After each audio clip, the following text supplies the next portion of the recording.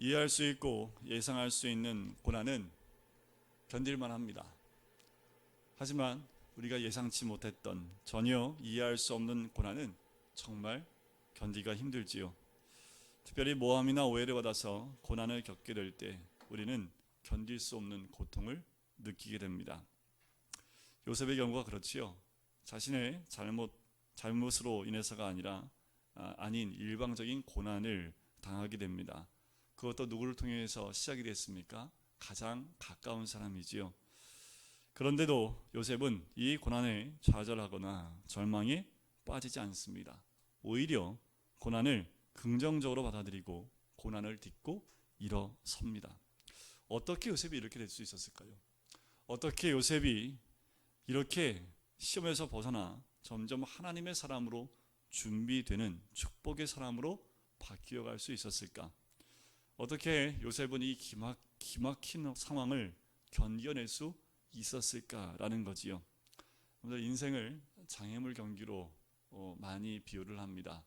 그냥 육상 경기 가운데 100m 달리기처럼 그냥 뛰기만 하면 되는 것 같은데 우리 인생을 보면 장애물이 참 많아요. 육상 경기에도 장애물 경기를 하다 장애물에 걸리면 넘어지게 되고 결과가 좋지 않게 되지요. 우리 인생도 마찬가지로 장애물에 한번 걸리게 되면 큰 낭패를 경험하게 됩니다. 우리 앞에 놓여 있는 여러 장애물 걸리지 않기를 간절히 소원합니다. 이제껏 잘 넘어오셨고 또 앞으로도 잘 넘어가실 줄 믿습니다. 요셉은 이것을 어떻게 넘어갔는지 한번 볼까요? 요셉이 하나님의 사람으로 굳게 서가는 과정은 평탄치 않았습니다. 아까도 말씀드렸지만 가장 가까운 사람으로부터 가장 큰 어려움을 겪었던 사람이 이 요셉입니다. 그것이 뭐였을까요? 형들의 미움이었지요. 가장 심각한 갈등은요, 언제나 가까운 사람과 빚어지게 되어져 있습니다. 내가 모르는 사람과는요, 갈등이 있을 리가 없지요. 그리고 그것으로 인해서 우리가 괴로워하거나 힘들어하지 않습니다. 우리로 하여금 갈등을 주는 가장 큰 요인은 가족에서부터 시작을 하지요. 그리고 친척이나 특히 교회에서 제일 많이 일어나는 일들입니다. 우리가 서로 그리스도의 피로 하나가 되었지만 아직 미숙함 때문에 여러 가지 갈등으로 인해서 상처를 입는 경우가 많이 있다라는 거지요. 요셉은 형들의 미움으로 하루아침에 노예로 팔려가게 됩니다. 사랑받는 아들에서 노예로 전락하게 된 거지요. 신분의 변화가 일어난 겁니다. 이런 변화는 정말 큰 변화이지요. 환경의 변화는 사람들을 참 힘들게 합니다. 여러분들 잘 살다가 못 살게 되면 무척 힘들지요. 부모님이 사업을 잘 하시다가 잘못돼서 사업이 잘못됐을 경우에 그 자녀들이 겪는 고통은 굉장히 큽니다. 건강한 사람이 아픈 걸 한 번도 경험해보지 않은 사람이 갑자기 병에 들면 큰 충격을 당하기도 하지요. 높은 자리에 있다가 낮은 자리에 가는 것만으로도요, 큰 충격을 받게 됩니다. 환경의 변화로 위기를 겪게 되는 것을 우리는 경험하게 되지요. 요셉은 어떻습니까? 알지 못하는 나라로 팔려갔지요. 알지 못하는 사람에게 노예의 신분으로 팔려가는 변화를 겪게 됩니다. 그런데 이 요셉에게는 보통 사람과 좀 다른 게 있었습니다. 그게 뭐냐면 마음속에 하나님이 있었고 그는 어릴 적부터 이 마음속에 하나님 계셨다라는 거지요. 떡잎부터 달랐던 아이입니다. 떡잎부터 다르면 고난도 통과하지 않을까? 그렇지 않다라는 거지요. 늘 하나님과 동행했던 요셉. 그래서 요셉은 두려워하지 않습니다. 위기를 만나도요, 좌절하지 않고 불평 한마디 하지 않고 하나님에 대해서 원망하는 모습이 전혀 보이지 않습니다. 오히려 늘 자기와 함께하는 하나님을 바라보는 요셉의 모습을 보게 되는 거지요. 목표를 바라보는 사람은요, 가는 과정 가운데 그 과정의 어려움들을 넉넉히 이겨낼 수 있습니다. 그런데 목적이 없고 목표가 분명하지 않은 사람은 과정에서부터 나타나는 그 어려움 가운데 그냥 주저앉아 버리는 경우가 많이 있지요. 과정이 자기의 인생을 결정하는 것으로 착각하기 때문에 그렇습니다. 그러나 천국을 바라보는 사람은 현실을 바라보지 않아요. 왜요? 우리가 가야 될 곳은 저 하나님 나라이기 때문에 이 현실에 의해서 저 하나님 나라가 흔들리지 않습니다. 구원받은 사람들, 하나님과 동행하는 사람들은 사람들의 말에도 연연해하지 않는다라는 겁니다. 여러분, 우리의 삶은 하나님께 있습니다. 우리가 하나님과 동행한다면 늘 주님의 음성을 들어야겠지요. 그런데 우리는 주님의 음성보다 사람의 말에 의해서 더 상처를 많이 받는 경우가 굉장히 많습니다. 저도 마찬가지예요. 괜히 화가 나는 경우는 그런 거죠. 동료 목사들 딱 만나면 이제 거기서 나오는 말이 몇 번 왔다 갔다 하다 보면 이게 서로 이렇게 마음 상하는 말들을 편하니까 하게 되는 경우를 많이 봐요. 특별히 조심해야 될 게 마음 편한 사람 만났을 때 마음 편하게 대화하다가 그 마음에 상처 주는 말을 하는 경우가 많이 있는 거지요. 자, 요셉은 기가 막힌 고난에 처했지만요, 동요하지 않는 모습을 우리가 봐요. 그 안에 있는 하나님을 신뢰하는 믿음, 그리고 기쁨, 평화가 깨어지지 않고 믿음 위에 견고히 서 있는 요셉을 발견하게 되는 거지요. 믿음이 흔들리면 세상이 흔들립니다. 그런데 믿음이 흔들리지 않으면요, 세상은 흔들리지 않습니다. 고통이 닥쳐온다는 사실 자체가 중요한 게 아니지요. 그 고통을 어떻게 받아들이느냐, 이것이 중요한 거지요. 요셉은 어떤 일을 당해도요, 항상 그 변화가 없어요. 모습의 변화가 없습니다. 늘 당당하고 겸손하고 지혜롭고 또 정직한 모습으로 있는 이 요셉의 모습을 보게 되는 거지요. 보디발 장군 집에 있을 때나 아니면 이제 상황이 바뀌어서 감옥에 들어갈 때나 요셉은 상황이 급격한 변화에도 불구하고 그의 모습이 전혀 변하지 않습니다. 왜 그럴까요? 자, 39장 6절에 보면 이런 말이 있지요. 요셉이 용모가 뛰어나고 아름다웠다. 노예로 팔려갔는데도, 그리고 감옥에 들어갔는데도 이 6절 끝부분에 나와 있는 이 말이 변하지가 않아요. 참 궁금합니다. 천국에 가면 요셉의 모습 한번 보고 싶어요. 도대체 얼마나 용모가 뛰어난지 한번 보고 싶어요. 그리고 한 가지 물어보고 싶습니다. 그렇게 노예로 감옥에 들어갔는데 어떻게 그 얼굴에 하나 상함이나 어떤 마음의 괴로움이 없이 동일한 그 모습을 유지할 수 있는 것, 성경 안에서는 딱 한마디로 나오지요. 하나님이 함께 하시기 때문이다. 진짜인지 한번 물어보고 싶은 마음이 있습니다. 자, 이때 요셉의 나이는 아마 10대를 넘어서지 않았을까라는 생각이 들어요. 17살에 팔려왔으니까 아마도 20대에 접어들었겠지요. 자, 요셉이 용모가 빼어나고 아름다웠더라. 지금으로 말하면 핸섬보이 아닙니까? 핸섬보이. 그죠? 잘생긴 아이. 그리고 누가 봐도 얼굴에 빛이 나는 그 아이였던 것 같아요. 아주 건강하고 매력적입니다. 지성적이고 이성이 있는 균형 잡힌 이 육체와 정신이 균형 잡힌 청년의 모습으로 성장하고 있는 거지요. 그런데 이렇게 젊고 능력 있는 요셉에게 보디발 장군의 아내가 매력을 느낀 겁니다. 자, 그것은 육체적인 그 유혹에까지 이르게 되지요. 자, 보디발의 아내도 아마도 젊고 용모가 뛰어났을 거예요. 더구나 남편인 보디발이요, 바로의 경호실장입니다. 그 위력이, 그 위세가 어마어마했던 거지요. 굉장한 힘과 권력이 있었을 것입니다. 그런 여인이 요셉을 유혹하지요. 7절에 보니까 유혹하는 장면이 나옵니다. 요셉에게 자꾸 눈짓해요. 눈짓하는 것을 한 좋지, 그지요? 눈짓해요. 또 동침하기를 청합니다. 자, 보디발의 장군의 아내는 어떤 사람입니까? 하나님을 모르고 있는 전형적인 이방 여인입니다. 이 세상에서 얼마든지 볼 수 있는 모습이지요. 이 여인은 젊고 매력적인 청년 요셉에게 눈짓을 하면서 부적절한 관계를 갖자라고 계속 추파를 던지고 있는 이 여인의 모습을 봐요. 이 시대에 별반 다르지 않습니다. 이 시대에 가장 위험한 영적 바이러스라고 한다면 성적인 타락입니다. 혼의 정사는 물론이고 우리를 파괴하는 가장 무서운 성적 범죄가 있는데 동성애이지요.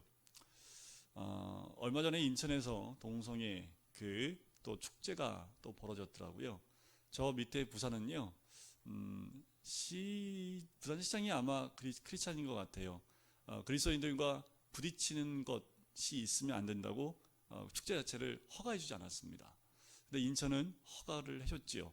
그래서 또 부딪힘이 있는데 이 동성애야말로 가장 무서운 성적 범죄입니다. 왜냐하면 이 동성애는 개인을 무너뜨릴 뿐만 아니라 가정과 사회를 파괴하기 때문에 그렇습니다. 동성애는 우리 시대만 있었던 게 아니죠. 로마서 1장에 보면 로마서 1장에도 죄의 목록 가운데 나오는 것을 볼 수 있어요. 죄는 발전하는 게 아니라요. 죄는 아담의 때부터 지금까지 똑같습니다. 농도가 약간 짙어졌을 뿐이지요. 짙어지거나 어떻든 간에 죄는 발전하는 것이 아니라 원래 죄의 모습 그대로입니다.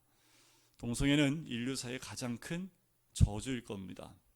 미국 사회가 동성애를 허락해줬지요. 법적으로 보장을 했습니다. 여러분들 미국 사회가 앞으로 어떻게 변화되는지 한번 보십시오. 미국 사회가 우리 기독교 역사에서 미국이 타락하기 시작한 때를 언제로 보냐면 공교육에서 신앙 고백을 뺐을 때, 그때부터 이 미국 사회가 무너지기 시작했다는 시점으로 봅니다.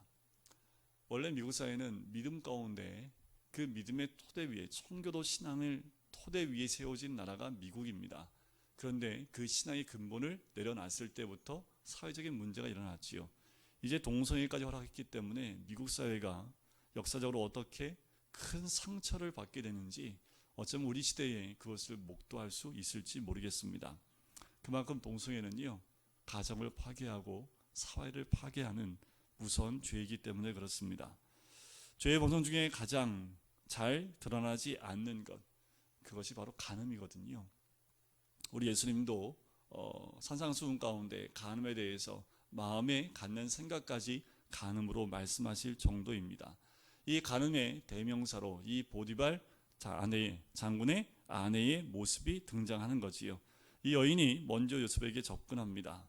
자, 요셉의 경우 잠깐 생각해 볼 필요가 있습니다. 요셉이 20대의 젊은이입니다. 보디발 아내도 젊고 매력적이고 영향력이 있는 사람이지요. 한번 생각해 보세요. 이 여인과 눈 한 번만 딱 감으면 요셉의 삶 자체가 달라질 수 있습니다. 한 번만 죄를 지면 이 보디발 장군의 아내의 힘을 입어서 어쩌면 자유함을 얻을 수도 있을지 모르겠고 더 많은 것을 얻을 수 있을지 모르겠습니다. 여러분, 사회생활하면서 이런 경우 참 많은 유혹을 합니다. 한 번만 눈 감으면, 한 번만 죄 지으면 이것을 해서 큰 유익이 들어오기 때문에 이런 한 번만의 유혹이 우리를 넘어뜨리는 경우가 굉장히 많습니다. 근데 그거 아세요? 한 번으로 끝나지 않는다라는 겁니다. 죄는 절대로 한 번으로 안 끝납니다. 자, 이 여인이 이제 그 요구를 했는데 요셉이 반응을 하지 않아요. 자, 이제 형들의 미움과는 좀 다른 형태의 시련이 옵니다.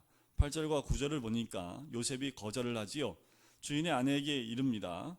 내 주인의 모든 것을 내가 다 마음대로 할 수 있고 내 손에 위탁을 했지만 딱 한 가지, 당신만은 나에게서 금했습니다. 왜냐하면 그의 아내이기 때문입니다. 그런즉 9절 끝에 보세요.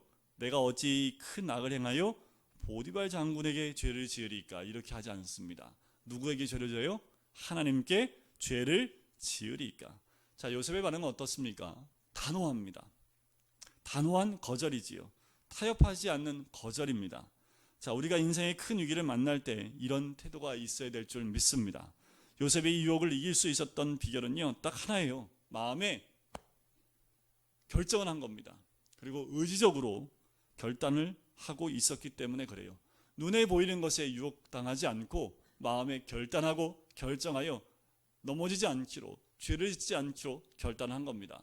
이 여인이 한 번 거절했더니 그래, 너는 안 되겠구나 하고 포기했습니까? 아니면 계속해서 이 요셉을 유혹을 했습니까? 계속 유혹을 하잖아요, 그지요? 그럼에도 불구하고 이 요셉은 계속 거절을 합니다. 이런 단호함이 필요하다는 거지요. 우리가 죄에 대해서는 이런 단호함이 필요합니다. 죄는 한 번만 오고 마는 것이 아니라 우리의 삶을 통해서 계속 다가오기 때문에 그 죄에서 우리가 단호한 거절이 매 순간마다 마음에 의지적으로 있지 않으면 어느 순간에 한 번 넘어지면 그 순간 모든 것이 무너져 버리게 되는 거지요. 요셉이 여인의 유혹을 거부한 데는 세 가지 이유가 있습니다. 일단 주인을 배반할 수 없는 거지요. 그리고 그 유혹 자체가 옳지 않았기 때문에 그렇습니다. 마지막 세 번째 이유가 가장 중요합니다. 만일 그 유혹을 받아들이면 무엇보다 하나님께 죄를 짓는 것이었기 때문이지요. 이처럼 요셉은 누구 앞에 있는 사람이에요? 하나님 앞에서입니다. 우리가 어느 곳에 있든지 어느 위치에 있든지 어떤 환경에 있든지 하나님 앞에 있다라는 생각을 가지고 있으면 그러면 됩니다. 그게 신앙인의 모습이지요. 그것이 믿음의 사람의 마음 또 결단이어야 됩니다. 10절을 보세요. 여인이 날마다 요셉에게 청하지요. 요셉이 들어요 안 들어요? 듣지 않습니다. 동침하지 않을 뿐더러 함께 있지도 아니하였더라. 참 지혜로운 것 같죠. 그 여인을 만나면 계속 눈짓을 하니까 아예 여인을 부딪히지 않는 장소로 아예 한 장소에 있지도 않을 만큼 요셉이 그 아주 철저하게 차단하는 모습을 보게 돼요. 유혹의 성격은 이래요. 한 번으로 끝나는 것이 아니라 계속되어진다는 것. 하지만 이것을 차단하기 위해서는 그 같은 자리에 있으면 안 된다라는 겁니다. 죄를 짓지 않겠다는 마음의 결단만이 유혹을 피할 수 있는 유일한 방법이며 하나님 방법입니다. 오늘 죄의 자리, 어둠의 자리는 안 가는 것이 상책입니다. 그래서 우리 아이들이 밤에 나가지 않는 게 상책이지요. 어두우면 집에 있어야 됩니다. 어른들은 뭐 달라요? 밤 되면 집에 와야지요. 밖에 있으면 유혹거리들이 많아요. 해 뜰 땐 밖에 있고 해 지면 집에 있는 거지요. 해 지면 잠자고 새벽 기도 나오는 거지요. 그럼 죄 질 일이 없어요. 그죠? 새벽에 새벽 기도 나오면 밤에 밤늦도록 뭐 하겠습니까? 일찍 자야지. 신앙생활을 열심히 하면요, 죄의 자리에 나가는 횟수가 줄어들고요, 아예 그 자리에 오픈된 자리에 나가지도 못하는 거지요. 자, 유혹이 또 한 가지 특성은 점차 강도가 세진다라는 거지요. 11절과 12절에 보니까 아예 이 여인이 어떻게 했을까요? 자리를 마련해 놔요. 그리고 집사람들 다 내보냅니다. 아무도 없게 만들어 놓고요, 요셉만 오게끔 딱 만들어요. 그 집안에 아무도 없는 거지요. 그러면서 여인이 어떻게 해요? 눈짓을 하는 것이 아니라 아예 옷을 붙들고 애걸복걸을 합니다. 그때 요셉이 어떻게 해요? 자기 옷을 그 여인의 손에 버려두고 그냥 도망가 버립니다. 날마다 계속되는 유혹을 피했던 이 요셉의 모습이지요. 왜냐하면 죄는 적극적으로 우리 인생에 접근하기 때문에 완전히 피해야 되는 그 자리, 그런데 완전히 피할 수 없는 결정적인 자리도 있을 수 있다라는 거지요. 아마도 요셉이 의지적으로 결단하지 않았다면 이쯤에서 유혹에 넘어지고 아마도 죄를 짓는 자리에 가지 않았을까요? 이것이 죄의 본질입니다. 그랬더니 이 여인이 어떻게 해요? 오히려 분노하기 시작을 하는 거지요. 그래서 어떻게 해요? 소리소리 지르면서 집안 사람들을 다 불러 모으고 이 옷의 주인이 나를 겁탈하려고 했다고 거짓을 하게 됩니다. 그리고 자기 남편에게까지 거짓말을 하게 되지요. 적반하장이라는 거 아닙니까? 여인은 자신의 계획이 무산되자마자 분노로 복수의 칼을 내미는 거지요. 그리고 모든 죄를 요셉에게 뒤집어 씌웁니다. 요셉 처지가 어때요? 형들한테 팔려갈 때도 억울한데 지금도 죄를 짓지 않았는데 또 죄를 뒤집어 씌워지게 되어 있습니다. 그런데 요셉이 어떻게 해요? 변명하는 말이 한마디가 없습니다. 자신의 겉옷이 여인의 손에 있고 다른 사람들은 그가 도망치는 모습을 봤을 것이기 때문이었을까요? 요셉이 한마디도 이것에 대해서 대꾸하지 않고 변명하지 않는 모습이 나와요. 19절과 20절에 보면 그 주인이 당신의 종이 내게 이같이 하였다는 말을 듣고요, 심히 노합니다. 그래서 요셉을 어디다가 가둡니까? 왕의 죄수를 가두는 곳, 그 옥에 가두어 버리는 모습을 보게 됩니다. 자, 여기서 요셉에게 발견할 수 있는 것 한 가지, 그는 언제든지 이 함정과 또 이렇게 무고한 일을 당했을 때에도 펄쩍펄쩍 뛰지 않습니다. 그리고 이것을 해명하려고 하지도 않아요. 늘 그것을 바라보면서 기도하는 이 요셉의 모습이지 않을까. 이 모든 것을 하나님께 맡기고 이것을 해결할 분은 하나님밖에 없다라는 것을 요셉은 알았던 거지요. 하나님을 신뢰했기 때문에 구차한 변명을 할 수가 없습니다. 해봤자 되지도 않는 거지요. 요셉은 이 당시에도 어떠한 말도 하지 않습니다. 우리는 억울한 일을 당하면 어떻게 해요? 억울해 하면서 우리는 호소하기 바쁘지요. 그러나 요셉은 자신을 사랑하고 존경하고 신뢰하던 주위 사람들의 모함과 비난을 묵묵히 견뎌내는 사람이었습니다. 어떻게 이걸 견뎌낼 수 있었을까요? 이러한 무고한 일들을 어떻게 견뎌낼 수 있었을까라는 거지요. 이거 하나만 기억하시면 됩니다. 요셉은 하나님만 생각합니다. 하나님에 대한 신뢰와 믿음이 흔들리지 않았다라는 거예요. 예기치 않은 고난과 모함과 억울함과 비난이 찾아올 수 있습니다. 우리가 이런 일 당하면 일단 잠을 잘 수가 없습니다. 혈압이 오르지요. 말할 수 없는 고통으로 우리가 정신적인 피해도 입을 수 있습니다. 하지만 우리 마음 깊이 하나님이 우리와 함께 하신다는 믿음, 하나님이 진실을 다 아신다는 믿음 가운데 있으면 흔들리지 않는 담대함이 있게 되는 거지요. 이런 상황에서 견딜 수 있는 비결은 단 한 가지입니다. 하나님을 온전히 신뢰하고 믿는 거지요. 믿음의 사람으로 하나님만 신뢰하고 나가면 하나님께서 함께 하심으로 일이 열리게 될 것을 믿는 겁니다. 그래서 요셉이 감옥에서 나왔던가요? 우리가 이 정도 믿음이 있으면 우리는 뭘 기대합니까? 그러면 감옥에서 나왔겠네. 그죠? 이 정도 믿음이 있으면 아버지에게 돌아갔겠네. 그런데 상황은 변하지 않는다라는 거지요. 우리는 상황이 바뀌지 않고 내가 생각한 대로 이런 믿음이 있으면 하나님이 이렇게 해주실 거야 라는 공식적인 어떤 믿음이 있는데 이것이 안 되면 어떻게 이런 일이, 하나님이 살아계시면 어떻게 이런 일이 있을 수 있습니까? 라는 말이 터져 나오기 시작할 텐데 요셉은 전혀 그렇지 않다라는 거지요. 요셉은 어디에 있든 환경과 상황이 중요한 것이 아니라 어디에 있든지 하나님이 나와 함께 하느냐 함께 하지 않느냐가 중요한 사람이었습니다. 공식이 안 맞을 수 있어요. 하나님이 틀린 것 아닙니다. 사실 우리가 알지 못하는 것이 무엇입니까? 하나님의 섭리와 비밀을 모르는 거지요. 그런데 시간이 흐르면 다 알 수 있습니다. 하나님은 그렇게 우리를 인도하시는 분입니다. 믿음의 정의 가운데 이런 것이 있지요. 믿음은 바라는 것들의 실상이요 보이지 않는 것들의 증거라. 기다릴 수 없다는 것은 믿음이 없다라는 말입니다. 믿음이 있는 사람의 특징은요, 이런 고백이 나와요. 하나님이 반드시 역사하실 거야. 지금은 내가 고난을 겪고 있지만 하나님께로부터 응답이 있을 거야.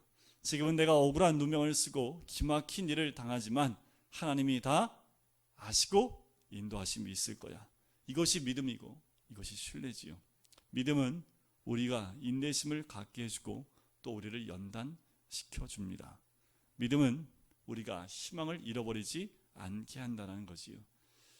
그러나 믿음이 없으면요, 좌절하고 미래에 대한 기대를 포기합니다. 그러면서 나타나는 증상은 분노지요. 복수하는 마음이 일어날 수밖에 없는 거예요. 하나님을 신뢰하셔야 합니다. 우리는 요셉 같은 이런 환경은 아닐 것입니다. 하지만 이러한 비슷한 오해나 내가 하지 않은 것으로 인해서 어떠한 오해를 받고 있기 때문에 내 마음에 아픔이 있을 때에도 하나님을 신뢰하는 마음으로 이것이 하나님의 뜻이 있을 것을 믿고 하나님이 모든 것을 해결해 주실 것을 믿고 하나님을 믿고 신뢰한다면 그 일을 통해서 하나님이 나를 만지시고 나를 변화시키신다는 그런 믿음이 생기게 될 줄 믿습니다. 우리의 믿음과 인격의 수준을 끌어올리시는 하나님을 보셔야 합니다. 요셉과 같은 그 시험 가운데 갔다면요, 요셉과 같은 인격까지 하나님이 우리를 인도하신다라는 겁니다. 그 정도 인격까지 끌어올리시는 데는 이유가 있겠지요. 결국 하나님은 예비하신 때에 우리에게 복을 주세요. 하나님 때에 이 모든 일은 열리게 되어져 있습니다. 그런데 우리는 누구 때에 이 일이 열리길 원해요? 내 때에, 내 방법대로 내가 원하는 때에 되기를 원하는 것이 우리들의 마음이지요. 그러다 보니까 하나님과 딜을 하거나 또 밀고 당기는 일들을 하는 우리의 모습을 발견하게 되지요. 하나님은 하나님 때에 문제를 해결하시고 또 환경을 여시게 될 줄 믿습니다. 요셉이 기막힌 모함을 받고 감옥에 들어가는 모습을 보면서 두 가지 특징이 있습니다. 첫째는 보디발의 아내나 보디발을 원망하지 않았다라는 거예요. 형들을 원망하지 않았듯 오늘 성경 어디에도 보디발을 원망하지 않습니다. 그리고 그 아내도 원망하지 않았다라는 거지요. 그 말은 뭐예요? 복수심이 없다라는 겁니다. 그 말은 뭐예요? 한이 안 맺혀 있다라는 거예요. 우리 한국 사람이 많이 맺혀 있는 게 뭐예요? 이 한이잖아요, 한. 그런데 요셉은요, 이 모함 가운데 들어가면서도 이러한 분노가 그 마음 가운데 없었다라는 거지요. 두 번째 특징은 하나님을 원망하지 않았다라는 겁니다. 감옥에 들어가는 현실을 그냥 받아들였다라는 거예요. 여러분, 우리의 삶 가운데 고난이 옵니까? 그 고난을 그냥 받아들이시면 돼요. 그 고난을 통해서 하나님이 나를 인도하실 것을 믿고 그냥 그 고난을 받아들이시면 됩니다.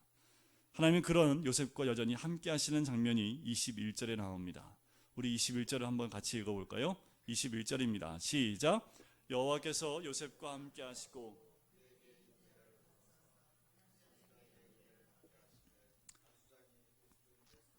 자, 여기서 보면요, 요셉과 함께 나오는 후렴구 같은 한 문장이 있죠. 그게 뭐예요? 하나님이 요셉과 함께 하심에라는 거지요. 기막힌 상황 속에서도 하나님이 요셉과 함께 하셨다라는 말이 끊이지 않습니다. 전에도 한번 말씀드린 적이 있는데 요셉이 하나님과 함께함에라는 말이요, 딱 39장과 40장에만 나와요. 총리가 됐을 때는 나오지 않습니다. 참 재밌어요. 요셉이 고난 가운데 있을 때 그때 하나님이 요셉과 함께 했다는 말들이 반복해서 나오지요. 그가 요셉 이 애굽의 총리가 된 다음부터는 하나님이 그와 함께 하심에라는 단어가 그 문장이 한 번도 나온 적이 없다라는 거예요. 그러면 그때는 한 번도 없었기 때문에 함께 하지 않았다는 걸까요? 아니지요. 그지요? 요셉이 그 축복 가운데 갔을 때 그때는 이미 하나님이 함께하는 사람으로 서 있었기 때문이지요. 이 고난 가운데 이 요셉이 견딜 수 있었던 건 뭐예요? 하나님이 함께 하셨기 때문입니다. 요셉을 감옥에서 당장 건져주시지 않았지만 하나님은 늘 그의 곁에 있었던 분이지요. 그리고 요셉은 복의 사람이 됩니다. 요셉과 함께 했던 모든 사람 다 복을 누리게 되지요. 보디발 장군도 그렇고 이 간수장도 마찬가지입니다. 그러니까 이 요셉이 누구한테 또 은혜를 입어요? 간수장한테 은혜를 입어요. 어디 가든지 요셉이 섬기는 사람에게 은혜를 입는 모습을 보고 또 그 은혜를 베푼 사람이 요셉 때문에 복을 누리는 그 모습을 보게 되는 거지요. 그러니까 우리 가는 곳마다 뭘 끼치는 사람이 되어야 돼요? 복을 끼치는 사람이 되어야 됩니다. 어느 집에 가든 여러분들 갈 때마다 뭘 빌어줘야 돼요? 복을 선포하고 빌어주는 사람이 되어야 됩니다. 우리 주님 전도할 때 그리고 선교할 때 어느 집에 들어가든 먼저 그 집을 위해서 기도하고 축복하라는 말씀처럼 우리가 가는 집마다 그 집이 복받아야 됩니다. 그래서 여러분들 어디 밥 먹으러 가면 무조건 손님들을 몰고 다니셔야 됩니다. 네, 여러분들 가는 곳마다 비어있는 집이 꽉꽉 채워져야 된다는 거지요. 여러분들이 회사에 가면 사장이 여러분들 손을 붙들고 제발 나가지 말라고, 당신 때문에 우리 회사가 이렇게 복받고 있다고.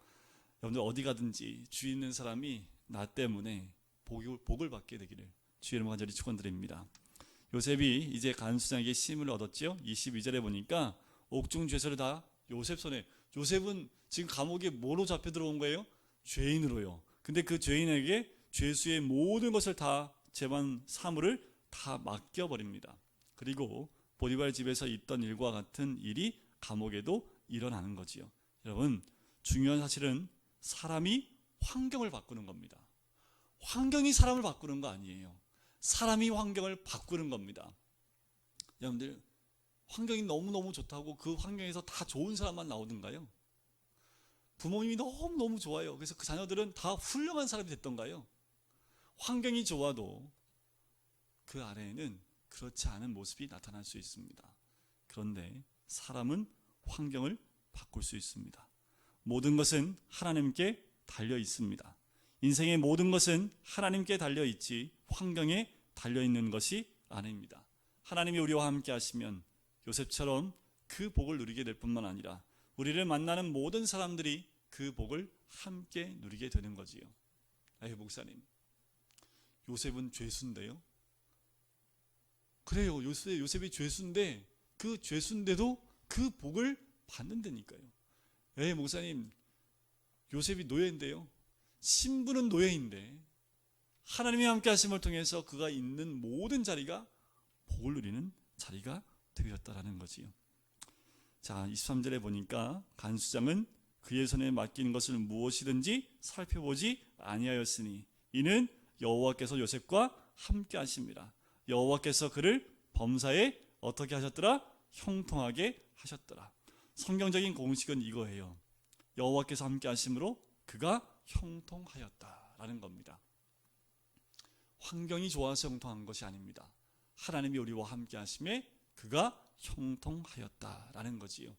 우리가 가면 환경이 바뀝니다. 우리가 있는 곳이 환경이 바뀌는 곳이 되어지고, 왜냐하면 하나님이 보기에 그런 이시기 때문에 하나님이 함께하는 우리가 가면 그 모든 환경들은 바뀌어지게 될 줄 믿습니다. 힘들고 어려운 자들이 우리를 통해서 위로를 받습니다. 환경이 힘들고 어려운 자들이 우리를 통해서 소망을 얻게 되는 거지요. 하나님의 사람은 가는 곳마다 희망과 소망을 나눠줄 뿐만 아니라 막혀 있었던 모든 것들이 뚫려지는 귀한 은혜를 누리게 될 줄 믿습니다. 하나님의 사랑은 멈추지 않습니다. 우리를 통해서 하나님은 지금도 그 은혜의 물줄기를 흘러가게 하길 원하십니다. 가장 큰 형통함이 뭘까요?